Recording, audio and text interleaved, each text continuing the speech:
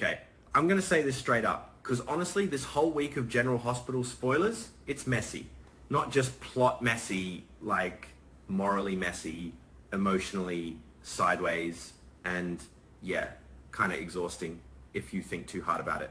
But I did think too hard about it, so here we are. So first off, Jason, I keep circling back to Jason because, man, this dude just walked himself into a cage, like, willingly. Who does that? And yeah, I get it, honor, protecting someone, all that noble soap logic. But if I'm being real, it feels like one of those decisions that looks brave on the outside, but is actually kind of reckless underneath. Jason turning himself in, saying he shot Cullum. Okay, cool story. Except it's not just a story, it's gonna stick. The system doesn't care about your intentions. It cares about statements, evidence, timing. And Jason basically handed them everything tied up with a bow. Like, hey, arrest me please. And I'm sitting here thinking, did he even pause? Like really pause and think about consequences beyond the next 24 hours? Because once you're in Pentonville or Steinmauer, that's not a quick in and out. That's time, real time, lost time. Relationships, gone weird. Trust, shaken. Life, paused. And yeah, I know Jason, or at least the version of him, the show, keeps pushing loyal to a fault. But sometimes loyalty becomes, I don't know, self-destruction dressed up as sacrifice. Now, Rocco, oh boy, this kid is spiraling.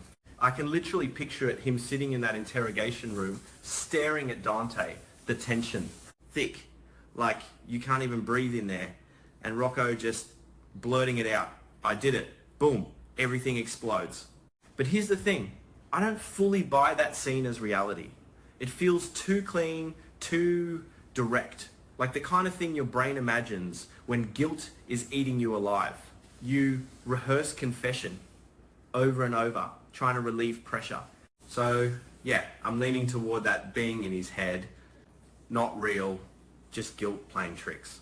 Because guilt does that. It creates scenarios where you confess, get punished, and somehow feel lighter, even if it ruins everything. And Rocco, he's drowning in that kind of guilt. Like the kind that makes you avoid eye contact, avoid your friends, avoid yourself, especially Danny. And that part hits harder than the actual crime, not gonna lie. Because imagine knowing you did something and someone else is paying for it. Not just someone, your friend's father. That's not just guilt. That's identity breaking stuff. Like, who am I now kind of question. But okay, there's also a version where Rocco actually goes to the station and Dante is there. And Lulu shows up just in time and stops it. And that's complicated too, because is that protection or is that teaching him to bury truth? I don't have a clean answer. I really don't. Because on one hand, yeah, you don't want a kid ruining his life with one confession. But on the other, if he never faces it, that thing stays inside, rotting. Sometimes protecting someone just delays the damage. Meanwhile, Sidwell, this dude is operating on pure loss-fueled chaos right now. His son Marco is dead. And instead of letting the system handle it, he's like, nah, I'll do it myself. Which, okay, classic soap villain move. But there's something almost understandable about it too, and I hate that I get it. Because grief doesn't always look rational.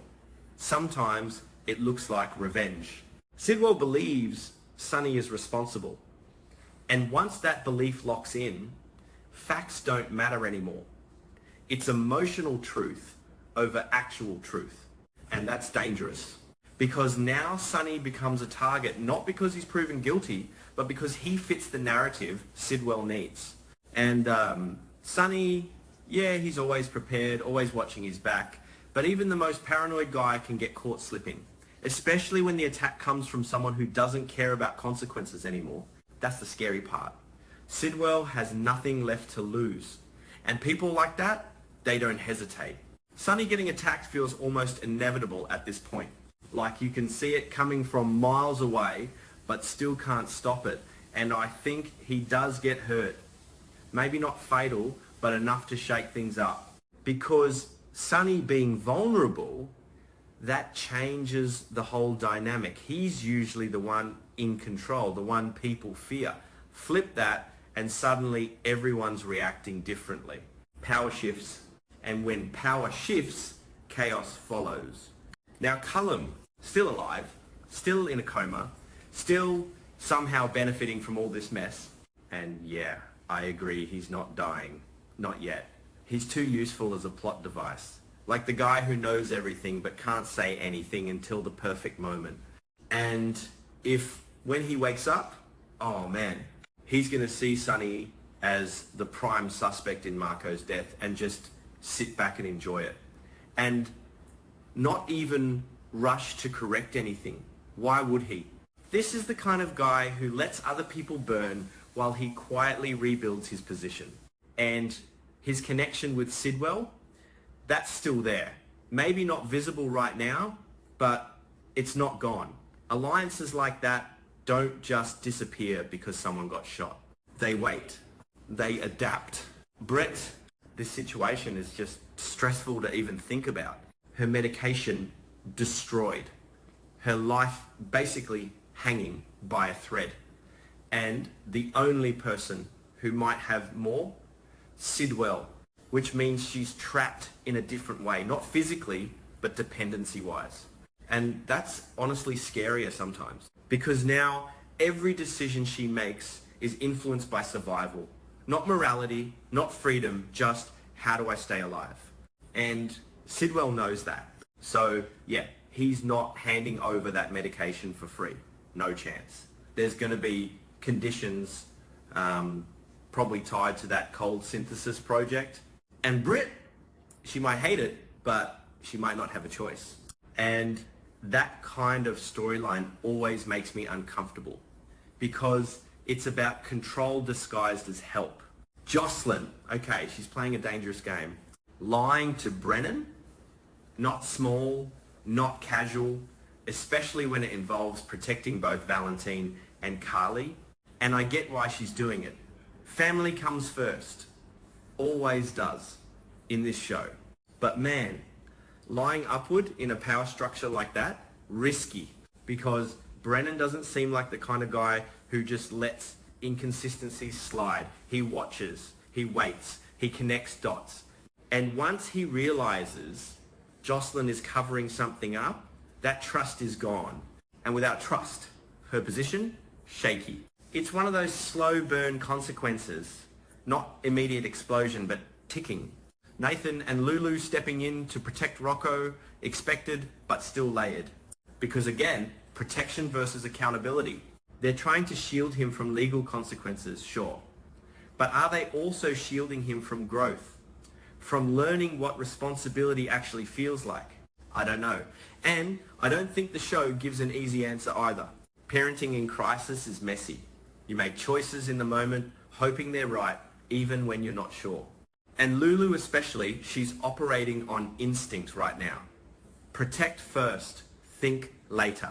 Rocco avoiding Danny. Yeah, that's the part that quietly hurts the most. No big explosions, no dramatic confessions, just distance. And that's real. That's how guilt often shows up. Not loud, but silent. Avoiding texts, avoiding eye contact, pretending everything's fine when it's not. And Danny? He's probably confused, hurt, doesn't understand why his friend is suddenly pulling away. And the truth would break him, so Rocco stays silent. And the silence just grows heavier. Lucas, man, this one feels like it's heading somewhere dark. Losing Marco like that, it's not just grief, it's disillusionment. Like the world suddenly doesn't make sense anymore. And when that happens, people sometimes act out, not always in obvious ways, but in choices that feel off. Lucas losing faith in everything. That's a dangerous mindset because once you stop believing things matter, you start doing things that you normally wouldn't. And yeah, I feel like something bad is coming from him. Not villain level bad, but self-destructive maybe, impulsive. Something that makes you go, wait, why did he do that? If I step back for a second, The whole week feels like it's about consequences versus avoidance. Jason takes consequences that aren't his. Rocco wants to confess but might not. Lulu and Nathan try to block consequences. Sidwell rejects legal consequences and creates his own. Jocelyn avoids consequences through lies. Lucas might spiral because consequences feel meaningless. It's like everyone is reacting differently to the same core idea. What do you do when something terrible happens? And honestly, there's no clean answer, just choices, messy ones. And yeah, maybe that's the lesson buried under all the chaos. You can't outrun consequences. You can delay them, redirect them, dump them on someone else, but they don't disappear. They just come back differently. Sometimes worse, sometimes quieter, but always there. Anyway, that's where my head is at with all this kind of scattered, I know, but the storyline itself is scattered too, so feels fitting. And next week, yeah, it's gonna get worse before it gets better, if it even gets better at all.